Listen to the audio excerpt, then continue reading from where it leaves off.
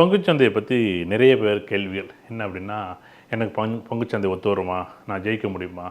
இந்த பங்குச்சந்தையில் வந்து வெற்றியும் தோல்வியும் பார்த்தீங்கன்னா, மிஞ்சி மிஞ்சி போனால் எனக்கு தெரிஞ்சு ஒரு 100 பேர் நம்ம இந்த பங்குச்சந்தையில் ஷேர் மார்க்கெட்டில் இருக்கிறோம் அப்படின்னா, ஜெயித்தவங்க பார்த்தீங்கன்னா 20% பேர், தோற்றவங்க 80% பேர். எல்லா கேட்குற கேள்வியும் நான் எனக்கு வருமா? பணம் வருமா? பணம் வருமா? நான் என்ன பண்ண முடியும்? இந்த நிகழ்வு உதாரணத்திற்கு வந்து எனக்கு மேஷ லக்னம் போதியா? எனக்கு மேஷ லக்னம் போணுச்சுன்னா எனக்கு வந்து எப்படி இருக்கும் அப்படின்னு உதாரணமாக சுக்கிரன் வந்து சிம்மத்தில் உங்களுக்கு சுக்கிரன் இருக்குன்னா தயவு செய்து ஷேர் மார்க்கெட்டில் ஈடுபடாதீங்க.